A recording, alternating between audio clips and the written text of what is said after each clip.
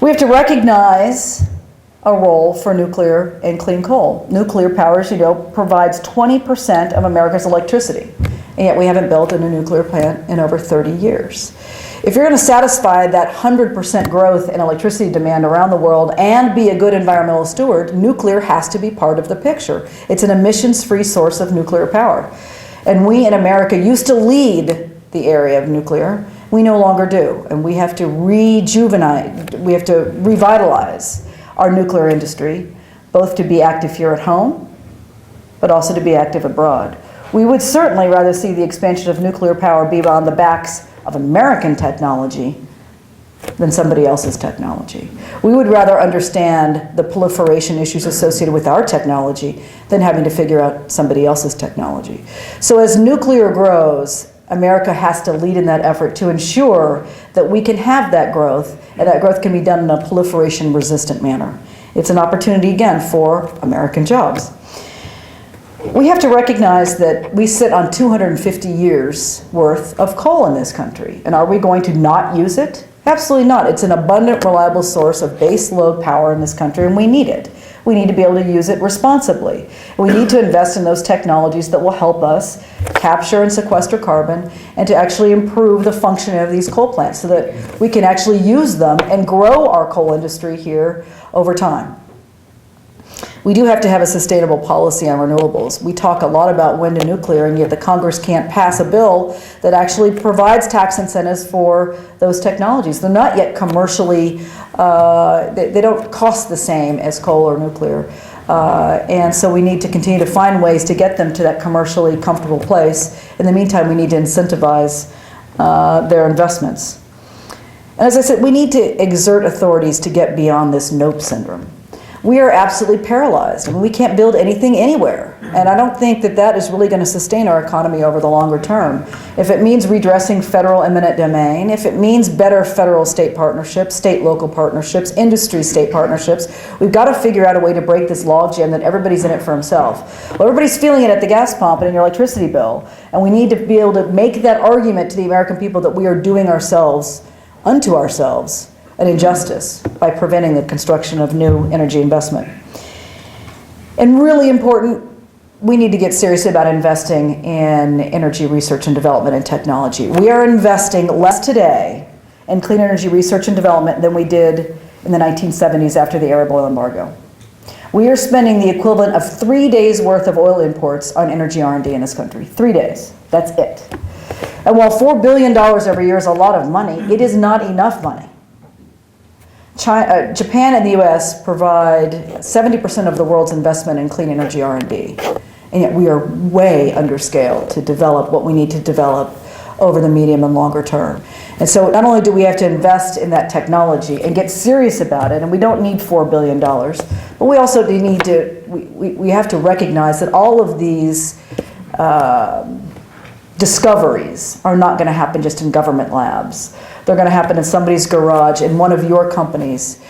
We need to find ways to stimulate that investment and help the federal government help you. The federal government can't dream up everything. They're terrible at picking winners. They're much better at picking losers, quite frankly. But we need to figure out where government either needs to get out of the way or provide that capital so that the smart people in universities and other research institutions can come up with those solutions for our next generation issues. And we talked a little bit about this before. We do need to invest more into the intellectual foundation for innovation and graduate really, really smart people that will divine those solutions at home rather than us having to go somewhere else around the world to buy a solution to solve our energy problem.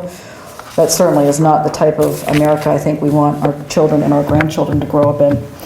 I want to spend 2 minutes on climate change, and then I have to do my ad. Climate change. It's a big issue in Washington. It's a big issue around the world, and what we're going to do about it. It certainly is going to be different with whomever we have in the White House, because each of the two presidential candidates have said that they are going to do something more serious about climate change. Before we do that, I think it's very important that people understand the scope and the scale of climate change and what we're talking about. When you hear the nice phrase that says, we've got to reduce our emissions 50% by 2050. It's got a great, jingle to it, 50 by 50, bumper sticker, I can live with that, I get it. But do you get it? But how much does that really mean? Well, if you think about the emissions and you take the last year we have really good data is the year 2000, and you take it up to the year 2050, you're going to see an escalation of CO2 emissions of 106%. So from 2000 to 2050, we're going to see greenhouse gas emissions go up over 100%. So to get it down from 2050 down to, from where we know it's going to be in 2050 to what we want it to be, 50 by 50, we have to reduce greenhouse gas emissions around the world by 76%. So there's a huge, dramatic decrease in greenhouse gas emissions. That means, just to throw out a really techie number so I look smart, that means 38 gigatons of CO2 a year. 38 gigatons. Now, I'm sure my friend here from the University of Missouri knows exactly what a gigaton of CO2 is, but for those of us who don't, including me, that means just to reduce 1 gigaton, remember we have to do this 38 times per year forever, 1 gigaton would be 136 new nuclear plants instead of the coal plants that we built in their place. It would be 273 million new cars at 40 miles per gallon rather than 20 miles per gallon. It would be 265,000 wind turbines. So we're not talking about something that says, well, it's just going to happen, technology is going to develop, it's going to evolve, and it's going to be easy. It isn't going to be easy. That doesn't mean it shouldn't be done, but let's be realistic in the debate about what it's going to take. Is the technology ready? Do we have the ability to do this in the time frame that we want to do it? And if not, what do we need to do to change that equation and buy down the cost of doing something? So we need really thoughtful policy about this. We don't need bumper stickers. We need to think about the trade-offs. We think about biofuels and the knee-jerk reaction people are having in Washington about, oh my God, the price of food's gone up. It's all because of biofuels. Forget whether it is or it isn't, and I think it's a very small contribution, but it is a contribution nonetheless. But if we had been honest with the American public and somebody had stood up at a podium or in the well of the Senate and said, guys, we got to do this because it's important for energy security, because if we don't have it, the price of oil is going to go up, but it's going to cost you more at the pump. The American public would have said, okay, we get it. It's important for us to do. I'm prepared to do that. Nobody likes surprises. They didn't like to pull up to the gas tank. They didn't like to go to Safeway or Giant and find that they were paying more for what they didn't think they should have to be. We need honest debate. The American people are smart. They're willing to pay more if they understand why. And to have a debate on a big climate bill in 5 days in the Senate is not a very thoughtful nor respectful way to go about dealing with one of the biggest challenges that this world has developed. And I have to say, we can't mandate what technology can't deliver. For those of you that are in, many of you are in the technology business, you know when your technology is going to be ready. And if I say you've got to do something by 2012, and it's not going to be ready by 2015, just because I've said it 2012 doesn't mean that your scientists can make it any faster.